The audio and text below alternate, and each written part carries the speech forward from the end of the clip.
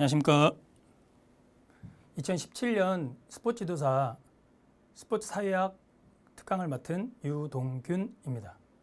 오늘 여러분들이 스포츠 사회학 강의를 저한테 들으실 텐데요. 제가 스포츠를 먼저 전공한 선배로서 한 말씀 드리면, 스포츠 지도사 자격증은 스포츠를 전공하고 그리고 스포츠에 관련된 분야에 계신 분들한테 필수 자격증이라고 생각을 합니다. 자, 그렇다면 지금부터 본격적으로 2017년 기출문제를 같이 한번 풀어보도록 하겠습니다.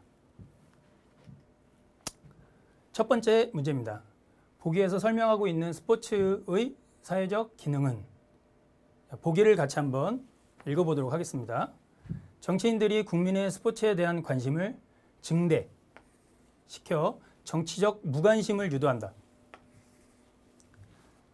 정치인들이 스포츠 경기를 자신의 이익이나 권력을 공고히 하는 데 이용한다.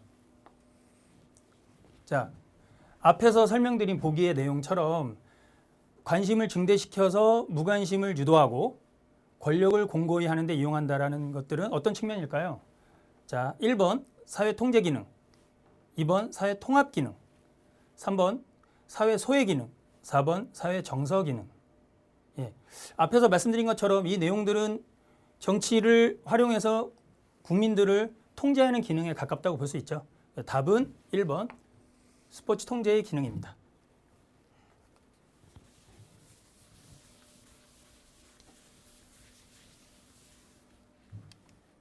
자, 2번으로 넘어가겠습니다. 보기의 내용에 공통적으로 해당하는 스포츠의 정치적 이용 방식은? 자, 보기를 같이 한번 읽어보도록 하겠습니다.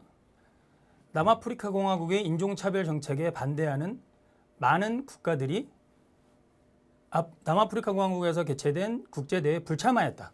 자, 인종차별 정책에 반대하는 많은 국가들이 불참하였죠. 자, 구소련의 아프가니스탄 침공을 문제 삼아 미국을 비롯한 서방 국가들이 1980년 모스크바 올림픽 경기대회에 불참하였다. 자, 이것도 마찬가지로 모스크바 올림픽 경기대회에 불참하였습니다.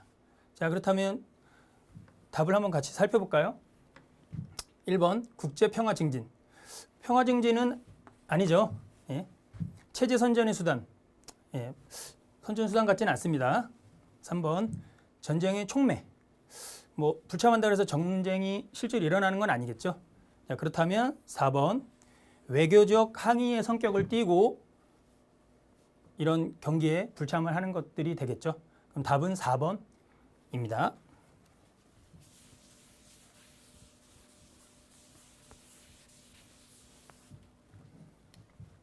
3번 보기에서 목표로 하는 스포츠의 교육적 순기능은? 자, 보기를 같이 한번 살펴보도록 하겠습니다. 미래중학교는 학생 상호 간, 학생과 교사 간 교류가 줄어들면서 우리 공동체 의식을 형성하지 못한 채 갈등을 겪고 있습니다. 현재 미래중학교는 이러한 문제를 해결하기 위해 스포츠를 적극 활용하려고 한다라고 써 있습니다. 자, 그렇다면 답을 한번 같이 살펴볼까요? 1번 학교 내 통합 기능.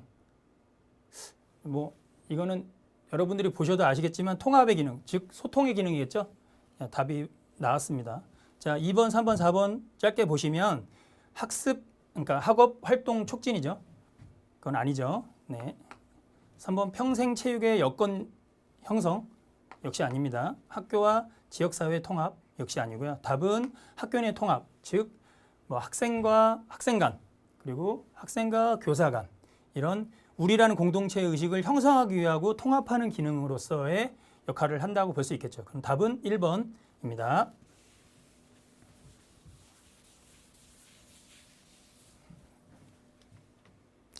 4번 보기에 기억과 니은에 들어갈 용어는? 스포츠 사회학은 스포츠에서 나타나는 행동 유형과 기억에 초점을 두고 있으며 이를 스포츠 활동이 존재하는 일반 니은의 측면에서 설명하는 학문이다 라고 되어 있습니다. 자, 그렇다면 답을 한번 같이 살펴보겠습니다. 자, 1번 기억 부분은 사회 환경과 사회 가정이죠. 자, 여러분들이 앞에서 뭐 이거를 확실히 내가 이해하고 있다라고 하면 답을 바로 쓰시면 좋은데 만약에 좀 그러지 못한 분들이 계신다라고 하면 제가 뭐 선배로서 먼저 조언을 좀 하자면 지금 환경과 과정 이 두 가지가 있죠. 이 두 가지 중에 한 가지를 선택하면 좋은데 어떤 게 맞을까요? 지금 사회학은 스포츠 측면에서 행동 유형, 유형이죠. 행동, 유형. 자, 그렇다고 하면 이건 과정에 해당이 되겠죠. 과정. 그렇다고 하면 2번이나 4번이 맞는 답이겠죠. 자, 그렇다면 뒤에 있는 니은을 한번 살펴볼까요? 이 활동, 즉 스포츠 활동이 존재하는 일반의 어떤 측면에서? 변화 측면, 구조 측면. 어떤 게 맞을까요? 예, 답은 사회 구조적인 측면입니다. 자, 그래서 답은 2번입니다. 2번.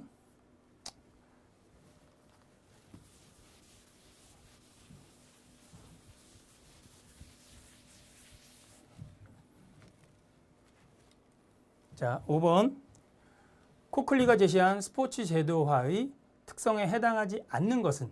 자, 이런 문제 같은 경우에는 어떤 그 전공 분야의 특정한 그 학자들이 주장한 그런 학문이라든지 그런 정의 같은 부분들은 조금 그 이해한다는 측면보다는 외우시거나 이제 확실하게 내가 그것을 인지하시는 게 가장 좋겠죠. 그래서 한번 살펴보면 답을 경기 규칙의 표준화. 자, 이거는 일반적인 상식에서 봤을 때 표준화는 맞는 얘기겠죠.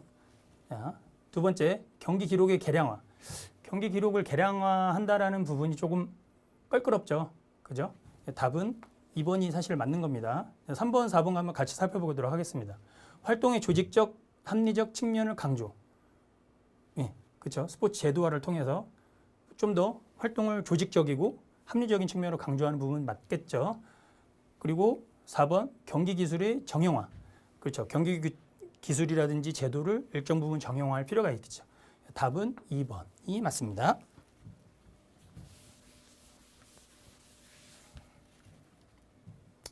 6번 문제 같이 살펴보도록 하겠습니다. 보기에서 올림픽 경기가 정치화된 요인을 모두 고른 것은?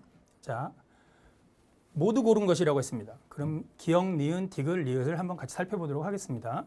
자, 기역. 민족주의의 심화. 맞나요? 네, 맞죠. 자, 니은. 정치 권력 강화. 예, 맞습니다. 디귿. 상업주의의 팽창.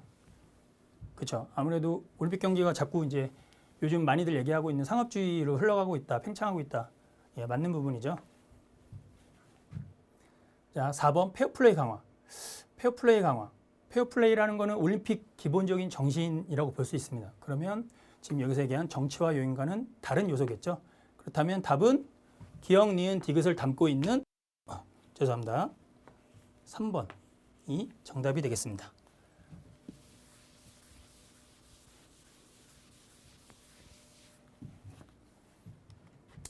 7번 보기에서 스포츠 상업화로 인한 변화만으로 묶인 것은? 자, 스포츠 상업화로 인한 변화를 말씀하고 있는 겁니다. 이야기하고 있는 겁니다. 자, 내면적 욕구 충족 강화. 그렇죠? 이거는 내면적인 것들은 아무래도 외면적하고는 좀 다른 부분이죠. 스포츠 규칙의 변화. 그렇죠? 상업화를 통해서 스포츠가 자꾸 규칙이 변화되고 있고 상업화로 인해서 뭐 좀 약간 본질이 흐려지고 있다라고 많이들 이야기하고 있죠. 그래서 맞는 답이겠죠. 자, 스포츠 제도의 변화. 자, 이 부분도 상업화를 통해서 예를 들어서 뭐 운동선수들이 정상적인 컨디션에서 기량을 발휘하는 좋은 시간대에 결승 경기를 하지 않고 이제 TV 시청률이 높은 시간대, 즉 뭐 저녁 7시 또는 8시, 9시 이렇게 직장인들이나 학교에 갔다 온 학생들이 시청할 수 있는 그런 시간대를 이용해서 하는 것들에 의해서 제도가 변화하고 있죠. 아마추어리즘의 퇴조. 이 부분은 상업화를 통해서 아마추어리즘이 굉장히 퇴조되고 있다고 많은 학자들이 주장하고 있는 사실입니다. 네. 자, 스포츠의 직업화. 스포츠의 직업화는 원래 상업화 이전에도 뭐 직업군들이 형성돼 있었기 때문에 아니죠. 그 심미적 경기 성향의 강화. 이거는 상업화하고는 좀 다른 반대 성향이죠. 그렇다고 하면 니은, 디귿, 리을. 그렇다면 니은, 디귿, 리을을 갖고 있는 3번. 3번이 정답이 되겠습니다.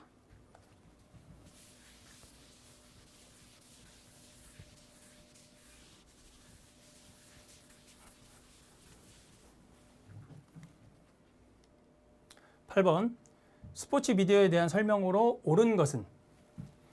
자, 여러분들이 주의하실 내용이 있습니다. 자, 뭐 스포츠 사회학뿐만이 아니고 다른 시험 문제를 푸실 때도 저도 이제 대학에서 학생들 시험 문제를 많이 출제하고 있는데요. 보통 보면은 이제 옳은 것 내지는 옳지 않은 것 이 두 개를 가지고 많은 지문들을 만들어내고 있습니다. 교수님들이. 하지만 이제 보통 일반적으로 계속 옳은 것만 써나면 시험을 보는 학습자 입장에서는 옳은 것에 길들여지겠죠. 그래서 옳은 것과 옳지 않은 것을 섞어서 합니다. 그래서 그런 것들을, 그런 패턴들을 잘 이해하시고 시험을 푸시면 좀 더 좋을 것 같아서 제가 팁으로 드렸습니다. 자, 그럼 8번 문제를 다시 한번 살펴보도록 하겠습니다. 스포츠 미디어에 대한 설명으로 옳지 않은 것, 옳지 않은 것이라고 했습니다. 자, 1번 스포츠 메가 이벤트는 미디어의 이윤 창출에 기여한다. 기여할까요, 안 할까요? 그죠? 뭐 예를 들어서 올림픽, 아시안 게임, 월드컵 이런 부분들은 결과적으로 미디어의 이윤 창출에 기여를 하죠. 예, 맞습니다. 자, 두 번째, 보편적 접근권은 스포츠 컨텐츠 차별화를 위한 미디어의 정책이다. 자, 맞는 답인가요? 틀린 답인가요? 보편적 접근권은 차별화를 위한 미디어의 정책이 아니고 좀 쉽게 설명하기 위해서 제가 말씀을 드리는데요. 보다 차별화뿐만이 아니고 좀 일반적인 것들을 위한 정책이라고 볼 수 있습니다. 그래서 이거는 옳지 않은 것이죠. 그죠? 자, 3번 1964년 동경올림픽 대회에서는 최초로 인공위성을 통해서 전 세계에 중계되었다. 자, 이 지문 같은 경우에는 여러분들이 인지를 하고 있어야 되겠죠. 1960년 로마 올림픽입니다. 이건 역시도 아니죠. 자, 네 번째, 스포츠 저널리즘은 대중의 호기심과 흥미를 유발하는 옐로우 저널리즘의 성격이 강하다. 예, 맞습니다. 올림픽 저널리즘은 호기심과 흥미를 유발하죠. 그죠? 자, 그래서 답은 8번 문제 같은 경우에는 복수의 답입니다. 답은 2번과 3번이 정답입니다.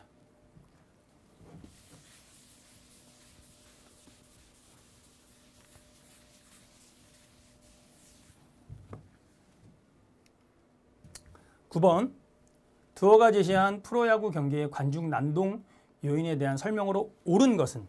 아까 8번 문제에서 설명을 제가 드렸지만 옳지 않은 것 그리고 옳은 것 이런 부분들 여러분들이 잘 이해를 하셔야 됩니다. 자, 9번 지문 같은 경우는 옳은 것이라고 했습니다. 옳은 것. 자, 같이 한번 살펴보도록 하겠습니다. 관중이 많을수록 난동 발생 가능성이 낮다. 예, 높죠. 높아집니다. 자, 경기 후반부일수록 난동 발생 가능성이 낮다. 아니죠. 이것도 마찬가지로 높죠. 자, 기온이 내려갈수록 난동 발생 가능성이 높다. 이 부분은 좀 헷갈리죠, 여러분. 자, 기온이 내려갈수록이 아니고 기온이 올라갈수록, 좀 더울수록, 쉽게 얘기하면 더울수록 난동 발생 가능성이 높다라고 볼 수 있습니다. 자, 그러면 답은 4번. 한번 같이 읽어볼까요? 시즌의 막바지로 접어들수록 난동 발생 가능성이 높다. 예. 언제? 막바지로 접어들수록. 막바지로. 자, 막바지로 접어들면 들수록 사람들이 더 경기에 몰입하게 되고 그 경기 결과로 인해서 우승팀과 준우승팀 그리고 꼴찌팀이 가려지게 되겠죠. 그래서 답은 4번입니다.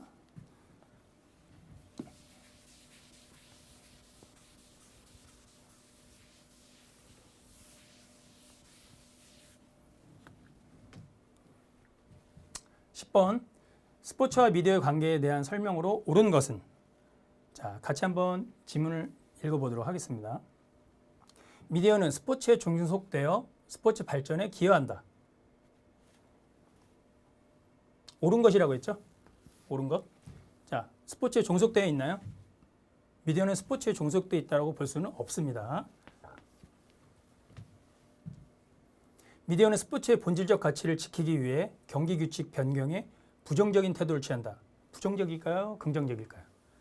그죠? 긍정적이죠. 부정적인 태도가 아닙니다. 3번 미디어가 경기 일정 변경을 요구하는 주된 이유는 보다 많은 경기장 관중을 유치하기 위해서이다. 맞나요? 틀리나요? 여러분 생각 어떠세요? 예, 아니죠. 자, 미디어는 많은 관중을 유치하기 위해서 물론 많은 관중을 유치하면 이윤이 남겠죠.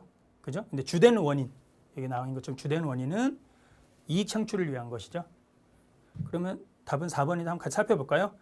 미디어는 스포츠 기술의 전문화, 일반화에 기여하죠. 예, 맞습니다.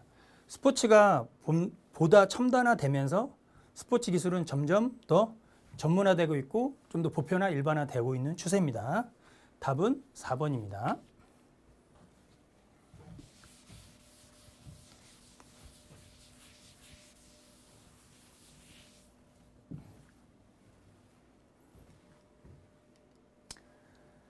스포츠 일탈에 대한 설명으로 옳은 것은 자, 아까도 설명드렸지만 옳은 것과 옳지 않은 것 처음서부터 지문을 읽으실 때 옳은 것을 판단할지 옳지 않은 것을 판단할지를 잘 여러분들이 숙지하시고 인지하셔야지 정답을 맞출 가능성이 상당히 높아집니다. 자, 한번 같이 살펴보도록 하겠습니다. 절대론적 접근에 따르면 스포츠 일탈은 승리 추구라는 보편적 윤리 가치 체계의 준수 유무에 따라 결정된다. 여러분도 같이 읽어보셨죠? 자, 이 지문 같은 경우에는 절대론적 접근이 아니고 상대론적 접근이죠? 예, 아닙니다. 자, 2번 상대론적 접근에 따르면 스포츠 일탈은 개인의 윤리적 문제가 아닌 사회 구조적인 문제이다. 예, 맞는 얘기죠? 예, 답이 나왔습니다. 그럼 3번과 4번 같이 한번 읽어보도록 하겠습니다. 스포츠 일탈에 대한 결론적 접근은 과잉 동조 개념을 설명하는 데 매우 유용하다. 자, 이건 아니죠. 스포츠 일탈에 대한 상대론적 접근은 창의성과 변화를 악화시킨다는 비판을 받는다. 자, 상대론적인 게 아니고 이거는 절대론적 접근에 가깝다고 볼 수 있습니다. 답은 2번이 맞겠죠?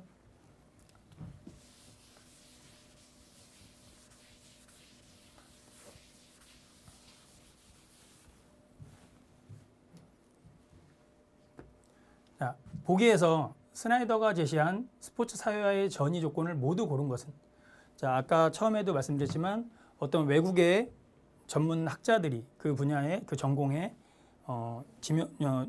유명한 학자들이 얘기한 학설이라든지 정의 같은 부분들은 여러분들이 반드시 숙지를 하셔야 됩니다. 자, 그렇다면 저와 함께 같이 읽어보면서 같이 풀어보도록 하겠습니다. 자, 스포츠 참여의 정도. 예, 맞는 답입니다. 스포츠 참여의 자발성 여부. 그죠? 얼만큼 자발적으로 참여하는지 맞는 얘기입니다. 자, 디귿. 스포츠 참가자의 개인적, 사회적 특성. 그죠? 스포츠 참가자의 개인적 또는 사회적인 특성을 고려해야 되겠죠. 자, 리을. 사회화 주관자의 위신 및 위력. 자, 이것도 맞는 답입니다. 그렇다면 기영, 니은, 디귿, 리을 모두 맞는 답이니까 정답은 몇 번이죠? 4번이 되겠습니다.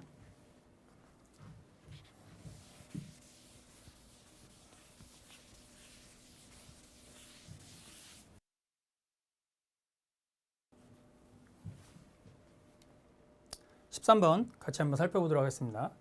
스포츠 세계화에 대한 설명으로 옳지 않은 것은 자, 옳은 것과 옳지 않은 것을 항상 주의하시길 바랍니다. 자, 13번 문제는 옳지 않은 것입니다. 스포츠 세계화는 근대 스포츠의 태동 이전부터 나타났다. 답이 벌써 나왔죠? 태동 이전이 아니고 이후죠. 이후. 자, 이게 틀린 답이죠. 옳지 않은 것이죠. 자, 그렇다면 3번, 4번 같이 한번 살펴보도록 하겠습니다. 2번, 3번, 4번. 스포츠 세계화는 스포츠의 탈영토화를 의미한다. 예, 맞죠? 스포츠 세계화는 스포츠 소비 문화의 측면에서도 이루어지고 있다.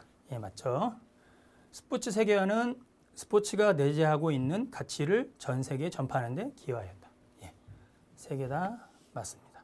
답은 1번이죠.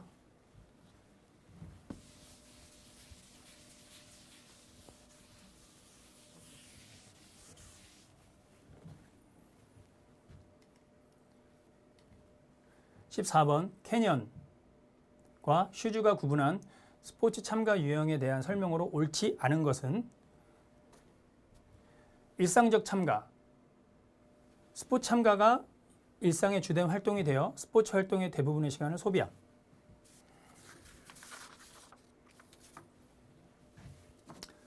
자, 옳지 않은 것이라고 했습니다. 옳지 않은 것.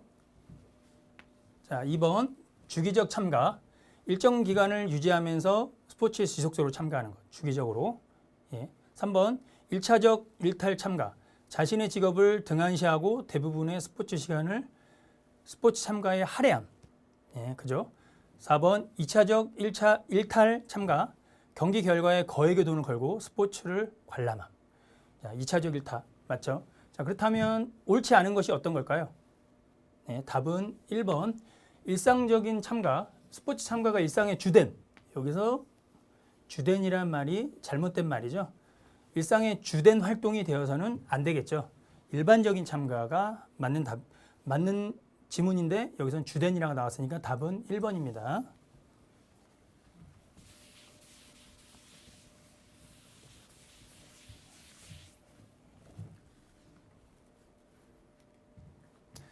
스포츠 탈사회와의 재사회화 과정에 대한 설명으로 옳지 않은 것. 자, 다시 말씀드리지만 옳은 것과 옳지 않은 것을 처음부터 지문을 읽으실 때 주의하시기를 바랍니다. 자, 운동선수의 스포츠 탈사회화는 선수 은퇴를 의미한다. 맞나요? 예, 맞습니다. 환경, 취업, 정서 등의 요인은 운동선수의 스포츠 탈사회화에 영향을 미친다. 그렇죠? 맞는 얘기죠. 스포츠는 스포츠 탈사회화 이후 모든 스포츠 재사회화 과정을 겪게 된다. 자, 틀린 답입니다. 왜 그러냐면요. 스포츠 선수는 스포츠의 탈사회가 아니고 사회화죠.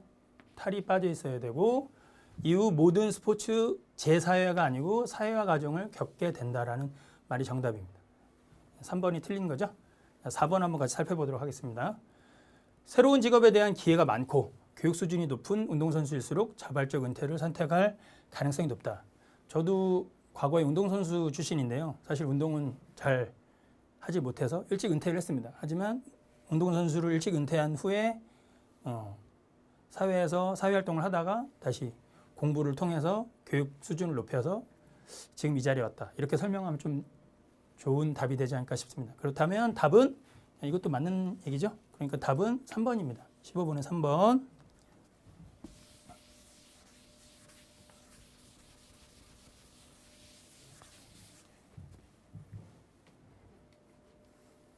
계층별 스포츠 참가에 대한 옳은 설명으로 옳지 않은 것. 자, 옳지 않은 것입니다. 자, 같이 한번 살펴보도록 하겠습니다. 1번부터. 계층별 사회적 조건에 따라 스포츠 참가 유형의 차이가 나타난다. 그렇겠죠. 뭐 돈이 좀 많은 사람, 돈이 좀 없는 사람, 내지는 경제적으로 또 시간적으로 여유가 있는 사람, 또 여유가 없는 사람. 따라서 차이가 있겠죠. 하류 계층은 경제적 조건 때문에 상류 계층보다 상대적으로 스포츠의 직접 관람률이 낮다. 아무래도 이 부분도 맞는 얘기겠죠. 경제적으로 시간적으로 여유가 없기 때문에 아무래도 뭐 프로 스포츠라든지 관람 스포츠를 관람할 수 있는 비율이 낮아지는 건 사실이겠죠. 자, 3번. 상류 계층은 자신의 경제적 여건을 드러내는 속성으로 인해 하류 계층보다 단체 스포츠 참가를 더 선호한다. 자, 이거는 틀린 답입니다. 여러분들이 에듀엘 스포츠사 책을 보셨으면 아시겠지만 상류층에 계신 분들은 단체 스포츠보다는 개인 스포츠를 더 선호한다고 합니다. 예를 들어서 골프나 수영 같은 그런 개인 스포츠들을 더 선호하고 있고요. 그런 이론적 배경들은 책에 있는 내용을 좀 더 깊이 있게 보시면 좋겠습니다. 자, 4번 한번 같이 살펴볼까요? 상류 계층은 특정 종목을 강조하는 분위기에 따라 사회화 과정에서 해당 종목에 자연스럽게 익숙해지게 된다. 예, 그죠? 어떤 특정 종목들, 아까 말씀드린 뭐 지금은 아니지만 뭐 나 골프 치러 다닌다, 뭐 나 스킨스쿠버 한다 이런 부분들 겠죠. 그럼 답은 몇 번인가요? 예, 틀린 답은 3번이죠. 예, 다시 말씀드리지만 상류층은 단체 스포츠보다는 개인 스포츠를 더 선호한다라고 이해하시면 좋을 것 같습니다.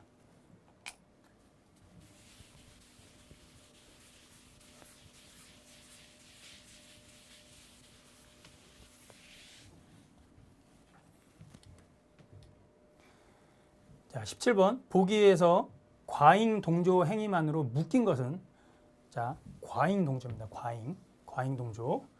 자, 같이 한번 살펴보겠습니다. 자신을 조롱하는 관중에게 야구공을 던져 상해를 입힌 행위.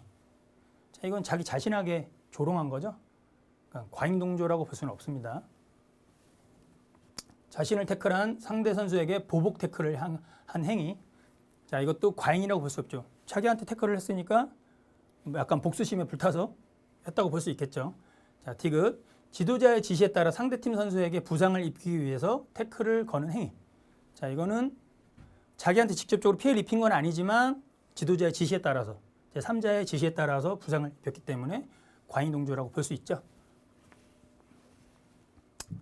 자, 리을. 상대팀 선수가 빈 볼을 던지자 벤치에서 뛰어나가 그 투수에게 주먹을 휘두르는 행위. 자, 이것도 마찬가지로 자기한테 직접 빈 볼을 던진 건 아니지만 상대 같은 팀 선수에게 그리고 빈 볼을 던지자 뭐 화가 나서 뛰쳐나가서 행위하는 행위. 이런 것도 과잉 동조라고 볼 수 있겠죠.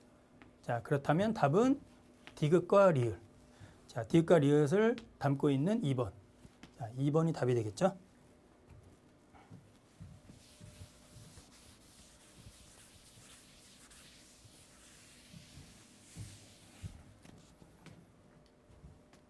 (18번) 보기의 괄호 안에 들어갈 용어는 부르디 외에는 생활 양식과 같은 사회 문화적 요소를 계급 결정 요인으로 간주하고 이를 자본의 개념으로 다루었다. 이 개념에 따르면 스포츠는 체화된 무엇의 한 형태로서 사회의 계층 구조에 관여한다. 자, 뭘까요? 자, 이 부분은 여러분들이 책을 읽고 좀 숙지를 하셔야 되는 내용이겠죠. 이해한다는 측면보다는 여러분들이 인지하고 계셔야 되는 이야기겠죠. 그럼 경제자본 원리는 아니고요. 사회자본도 역시 아니죠. 자, 그렇다면 문화자본, 문화자본이 맞습니다. 소비자 역시 아니고요. 그럼 답은 3번이 되겠습니다.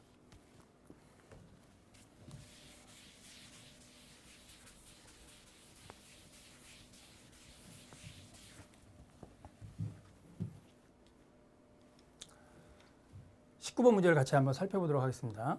스포츠 사회와 이론에 대한 설명으로 옳은 것은 자, 같이 한번 살펴보도록 하겠습니다.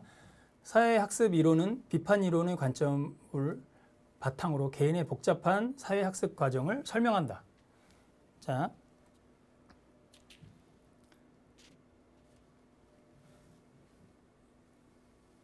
개인이 어떻게 사회적 관점을 하는 게 아니죠. 예? 틀린 답입니다. 자, 2번 사회학습 이론에서는 스포츠 역할의 학습을 이해하기 위해 강화, 코칭, 보상의 개념을 활용한다. 자, 강화, 코칭은 맞는 이야기는 하지만 보상이 아니고 관찰학습이죠.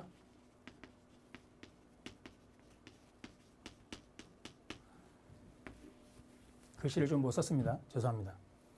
자, 3번 역할 이론은 사회를 갈등 대립의 장으로 보고 개인은 그 속에서 타인의 상호작용을 통해 갈등 해결의 역할을 배워간다고 가정한다. 자, 역할 이론은 사회 갈등을 장으로 보고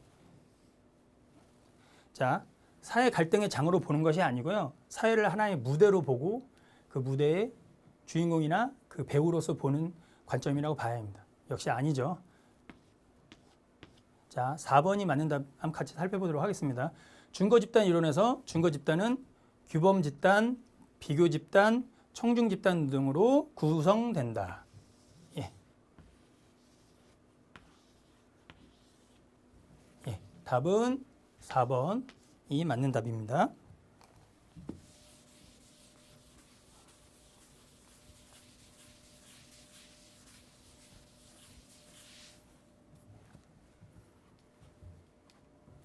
자, 마지막 20번 문제를 한번 같이 살펴보도록 하겠습니다. 지금 순서를 막 진행하다 보니까 막 빨리빨리 진행해 왔는데요. 여러분들이 이미 이 문제들 같은 경우에는 숙지하고 있을 것이라고 생각을 해서 중요한 요점 위주로 설명을 좀 하고 있습니다. 자, 마지막 20번 문제 같이 한번 살펴보도록 하겠습니다. 보기에서 스포츠 세계화의 과정에 대한 설명으로 옳은 것을 모두 고른 것은? 자, 같이 한번 살펴보도록 하겠습니다. 제국주의 시대의 스포츠를 통한 동화 과정은 식민지 체제의 지배를 정당화하는 데 기여하였다. 그죠? 옳은 것을 모두 고르라고 했습니다. 자, 동화 정책이라고 써 있죠? 자, 무엇을? 체제의 지배를 정당화하는 데. 예, 맞는 얘기죠. 19세기 기독교는 아시아와 아프리카 원주민의 종교적 거부감을 해소하는 데 스포츠를 활용했습니다. 과학기술의 진보는 스포츠의 시공간적 제약을 극복하는 데 기여하고 있습니다. 제국주의 시대의 스포츠는 결과적으로 피식민지 주민의 민족주의적 감정을 억제하는 데 기여하였다. 자, 억제하는 데 기여하지 않았습니다. 자, 제국주의 시대의 스포츠는 결과적으로 피식민지 주민들을 동화시키는 데 활용하고 있죠. 그래서 리을은 아닙니다. 그렇다면 기역, 니은, 디귿. 자, 그렇다면 기역, 니은, 디귿. 답은 3번이 되겠습니다.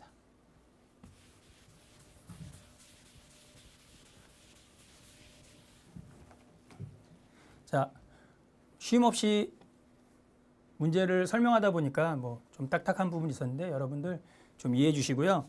스포츠 사회학은 사회 현상과 일반적인 인문 사회 지식을 이해한다면 보다 쉽게 접근할 수 있는 학문입니다. 아까 처음에 시작할 때 여러분들한테 설명을 드렸지만 스포츠지사 자격은 국가 자격증으로서 스포츠 분야에 계신 분들이라면 필수적으로 취득하셔야 되는 자격증이라고 생각합니다. 자, 여러분들의 합격을 통해서 스포츠 분야가 더 발전하기를 바라고 여러분들을 항상 응원하도록 하겠습니다. 감사합니다.